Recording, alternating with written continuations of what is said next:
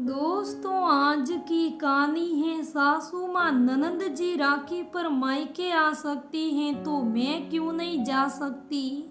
चलो दोस्तों, कहानी को शुरू करते हैं। मीना की शादी को 2 साल हो चुके थे। रक्षाबंधन नजदीक था और हर बहन की तरह उसकी भी इच्छा थी कि वो अपने मायके जाए, भाई बहनों से मिले, घर ऐसे पर सबके साथ थोड़ा वक्त बिताए। ज्यादातर भारतीय महिलाएं और बहनों की तरह उसने अपनी इच्छाएं दबा ली।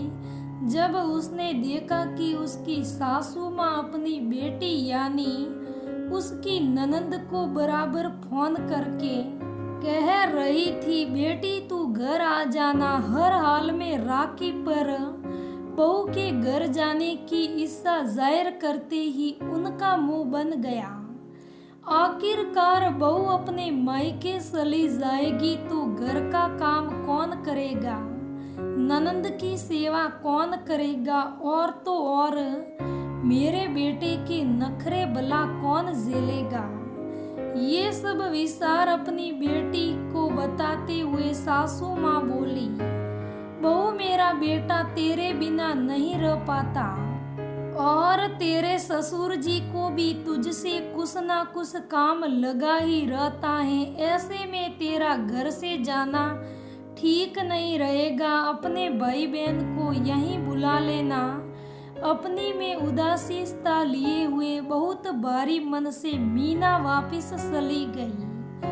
अकेले में जाकर बहुत फूट फूट के रोई और मन ही मन सोचने लगी, ये कैसा वसन है भला जो हमें खुद के घर अपनी ही माँ बापों के पास जाने के लिए सबकी राजमंदी लेनी पड़ती है। मीना ने सोचा, एक बार अपने पति से बात करके देखूंगी, आखिरकार वो भी तो एक भाई है, मेरा दर्द जरूर समझेंगे। पर यहाँ तो सब उल्टा हुआ। पति ने उसे कहा कि अपने भाई बहनों को बुला लो, मैं तुम्हें फिर कभी तुम्हारे घर घुमा लाऊंगा एक दिन के लिए। मीना का दिल बैठ गया। वो जानती थी कि वो फिर कभी नहीं आएगा। ना पति को अपना दर्द बयां कर सकती थी, नहीं अपने मायके वालों को, वरना माँ बाप परेशान हो जाते। आखिरकार किस माँ बाप को बुरा नहीं लगेगा कि आप अपनी बेटी को तो अपने पास बुला रहे हो और दूसरे की बेटी के बारे में कुछ नहीं समझते। अगले दिन मीना और उसके पति असुमन कुछ काम से बाहर गए थे और वापस लौट रहे थे जब उसके नंदोई का फोन आया। कैसे हो साले साहब, कल आ रहे हो? असुमन ने कहा, जीजा जी आप कल आना।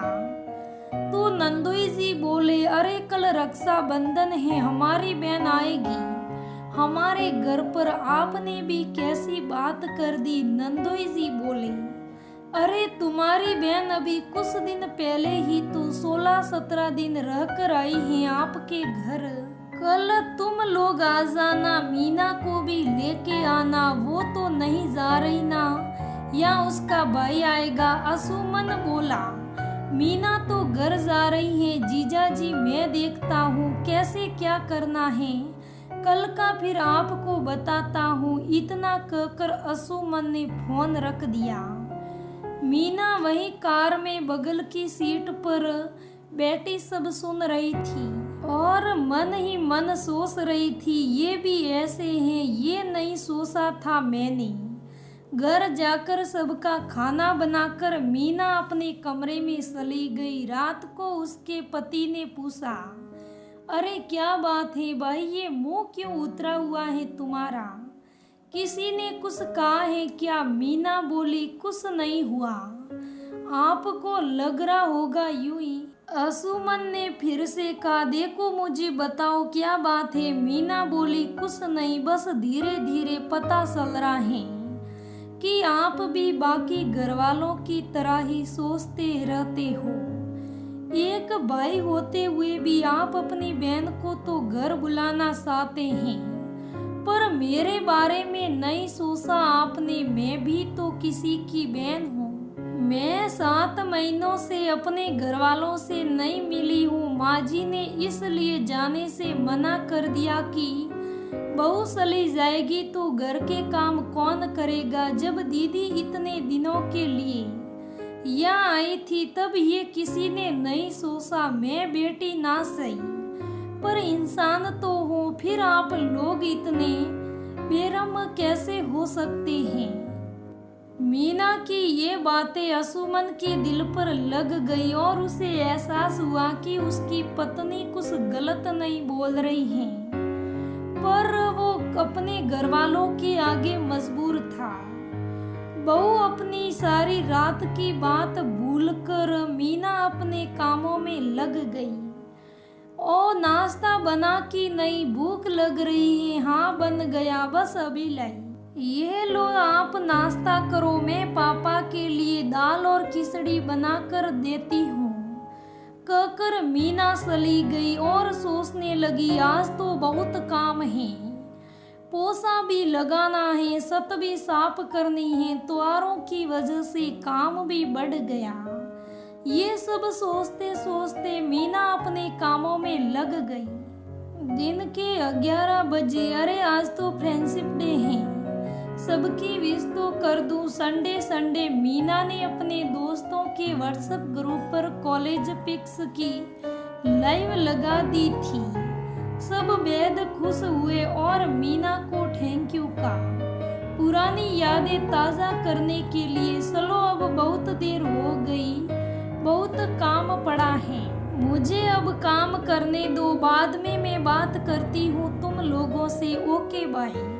पूरा कमरा फैला हुआ है, आज तो और कल ही त्योहार है, छत भी साफ करनी है। ओहो कितना काम है, कल भी काम काफी हो जाएगा। खैर कोई नहीं, आंटी से छत साफ करवा दूंगी। मैंने आप कूड़ा हटा दिया, जरा चलो। सब कपड़े लग गए, सामान भी लग गया और पोछा भी। देखते देखते शाम हो गई, पता भी नहीं चला। कल की तैयारी कर लूं। चलो ग्रेवी तैयार है, कल के लिए रात का खाना भी बन गया। अरे बेटा घेवर पैक करवा देना, 2 जगह दीदी के ससुराल ले जाना है। और भाभी के घर किचन में काम कर रही मीना ने असुमन की बात सुन ली और मैं ही मन सोचने लगी, ये कल दीदी के पास जा रहे हैं, मुझे बताया भी नहीं। कोई नहीं, बाद में पूछूंगी।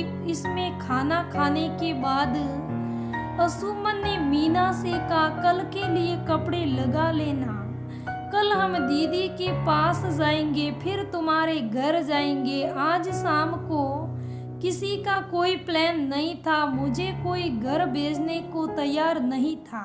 फिर अब अचानक क्या हुआ, आखिर मन ही मन ये सब सोचते हुए, पर कल तो मेरा भाई आ रहा है यहाँ। असुमन बोला कोई बात नहीं, उसे मना कर दो, अब हम जाएंगे घर।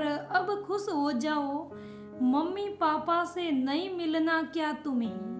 मीना की खुशी का ठिकाना नहीं था, वो इतनी ज्यादा खुश थी, 2-3 घंटे के लिए ही सही, पर माँ पापा भाई बहन से मिल तो पाऊंगी, कुछ पल उनके साथ बैठ तो पाऊंगी। बस यही सोचकर मीनू मन ही मन बहुत ज्यादा खुश थी। पता नहीं क्यों हुआ, कैसे हुआ, मुझे पता है आगे ये नहीं ले जाते मुझे, या यूं सोचूं कि मुमकिन है या नहीं हो पाता।